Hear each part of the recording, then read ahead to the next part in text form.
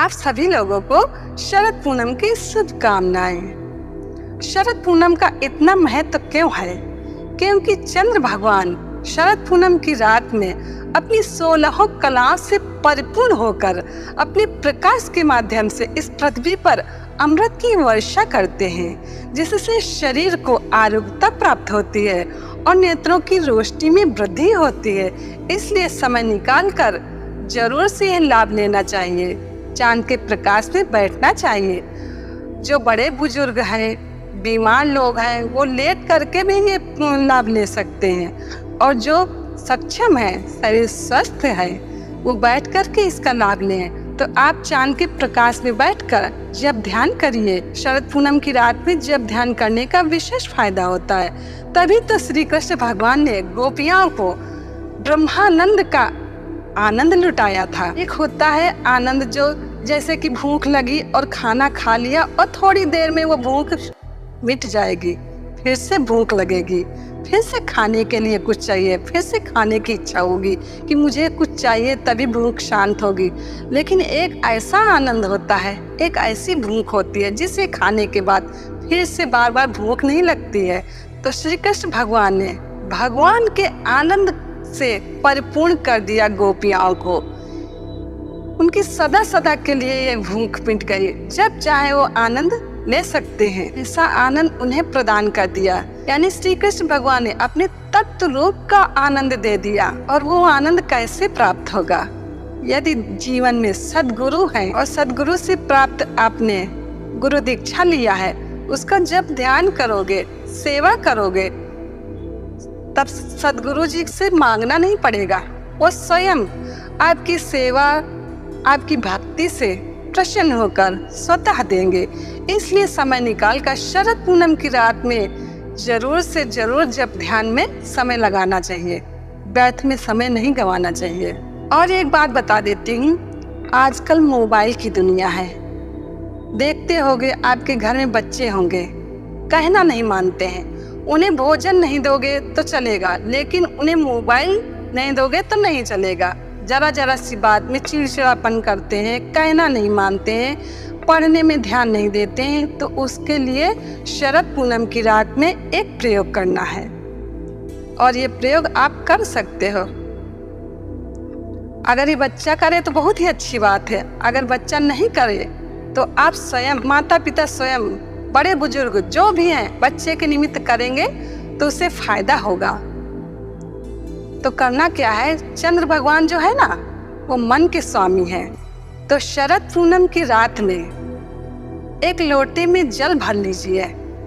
ध्यान देना, चंद्र भगवान को अर्घ कभी भी तांबे के लोटे से नहीं देना चाहिए। तो क्या करना है, पीतल का लोटा हो तो चलेगा, स्टील का हो तो चलेगा, चांदी का हो तो और भी अच्छी बात है, और नहीं तो पूजन के स्थान में जो शंख होगा ना, उससे करोगे ये प्रयोग तो और भी बहुत ही अच्छा फायदा मिलेगा।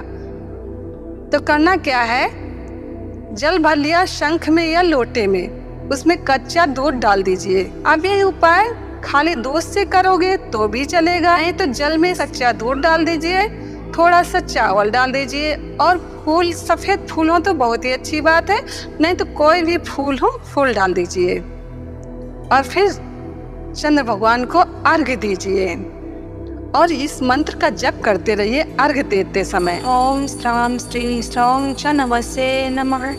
ओम श्राम श्री स्वाम चनवसे नमः। ओम श्रीं श्रीं चनवसे नमः। ओम श्रीं श्रीं चनवसे नमः। ओम पवनताय नमः। ओम पवनताय नमः। ओम सोमाय नमः। ओम सोमाय नमः।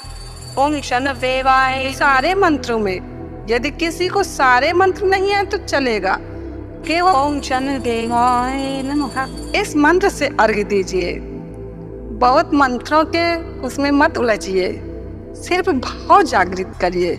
भाव ही विद्यते, भगवान सिर्फ भावना के ही भूखे हैं, सिर्फ भाव ही निर्मल होना चाहिए। तो बहुत सारे मंत्रों का ज्ञान नहीं है तो भी चलेगा, केवल भाव जागृत कर लीजिए। कुछ लंबे चौड़े मंत्र नहीं आ रहे हैं तो परेशान होने की भी जरूरत नहीं है, बिल्कुल जरूरत नहीं है। केवल आप जल लीजिए और प्रार्थना करिए, हे चंद्र भगवान, ये मैं आपको जल चढ़ा रहा हूँ, ये चढ़ा रही हूँ, जिससे हमारे बच्चे के मन को शांत करिए, बच्चे का मन पढ़ाई में लगे, सभी का कहना माने, उसका मन शांत हो जाए, इसलिए मैं ये अर्घ दे रहा हूँ या दे रही हूँ। और थोड़ा सा जल बचा लीजिए और बच्चे के सिर पे छांट दीजिए। और जो वहाँ पे जल चढ़ाया है उस पृथ्वी का तिलक कर लीजिए। इससे क्या होगा, बच्चे का मन शांत होगा, क्योंकि स्वयं चंद्र भगवान मन के स्वामी हैं। और अर्घ देते समय एक बात का ध्यान रखिए कि ऐसी व्यवस्था बना लीजिए कि जो अर्घ का जल है हमारे पैरों में नहीं आए। तो बच्चे ही क्या, बड़े लोगों का भी मन विचलित हो जाता है।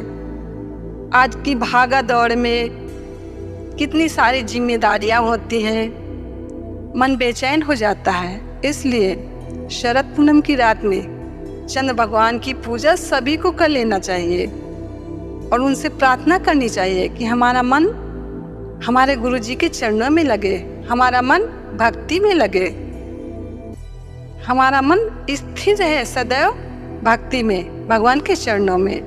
और जो भी कार्य करें उसमें सफल हों, जरूर फायदा मिलेगा।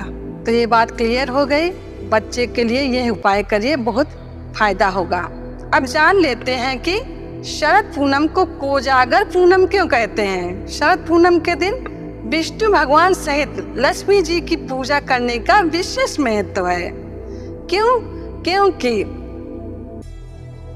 शरद पूनम की रात में स्वयं लक्ष्मी जी इस पृथ्वी पर भ्रमण करती हैं, विचरण करती हैं। जो शरद पूनम की रात में जग कर कोजागर, यानी कि कौन जाग रहा है, जो लोग इस रात में जग कर जब ध्यान करते हैं, लक्ष्मी जी उन लोगों पे प्रसन्न होकर अपनी असीम कृपा बरसाती हैं, धन प्राप्ति का आशीर्वाद देती हैं। इसलिए समय निकाल कर व्यक्ति को इस रात में जप ध्यान जरूर करना चाहिए, जिससे लक्ष्मी जी की प्राप्ति होती है, धन की वृद्धि होती है, घर में समृद्धि बढ़ती है, बरकत बढ़ती है। तो जिसे ये सब चाहिए वो तो जरूर करेगा और भगवत प्राप्ति भी होती है, इसमें कोई संदेह नहीं है। गोपियाओं को तो श्री कृष्ण भगवान ने लुटाया था इसी दिन आनंद, अपना अधरा मत आनंद भक्ति से परिपूर्ण किया था।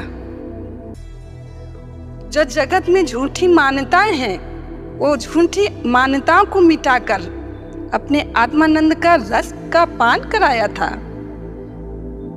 तो जरूर से समय निकालकर इस दिन भगवत भजन में लगाना चाहिए और इस दिन श्री कृष्ण भगवान की भी पूजा अवश्य करनी चाहिए। श्री कृष्ण भगवान ही तो गोपियां को झूठी मान्यताएं थी उन्हें मिटाकर अपने शाश्वत स्वरूप में जगाया था।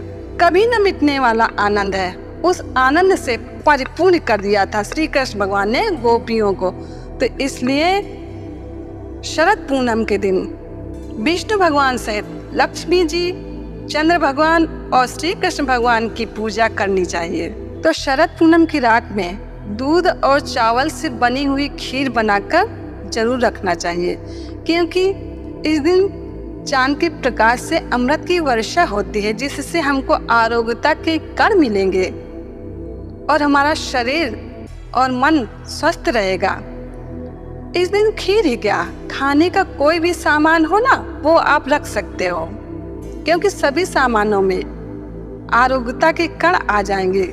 आप इस दिन खाली दूध भी रख सकते हो, च्यवनप्राश होगा, च्यवनप्राश रख सकते हो, ड्राई फ्रूट्स हैं वो भी आप रख सकते हो, सेब होगा उसे भी आप काट कर रख दीजिए और सुबह स्नान करके खाइए। और कोई आप दवा लेते हो ना, तो दवा भी रख दीजिए, फिर ये दवा लोगी ना तो जल्दी फायदा करेगा। यानी कि खाने का जो भी सामान है आप रख सकते हो। आप शुद्ध जल भी रख सकते हो, फिर उस शुद्ध जल से आप दवा लोगे ना तो विशेष फायदा मिलेगा। रात में 9 बजे से 12 बजे तक रखिए। 12 बजे के बाद आप प्रसाद रूप में श्री कृष्ण भगवान जी का प्रसाद समझ करके वो ले सकते हो। और जो सूखी वस्तुएं, ड्राई फ्रूट्स वगैरह, वो आप रख दीजिए समय समय पर जब भी इच्छा हो खा सकते हो। तो जरूर कमेंट करके बताइए ये बात आपको कैसी लगी। तो यह वीडियो यहीं तक था, यही महत्वपूर्ण जानकारी आप लोगों को देना था। जय श्री कृष्ण।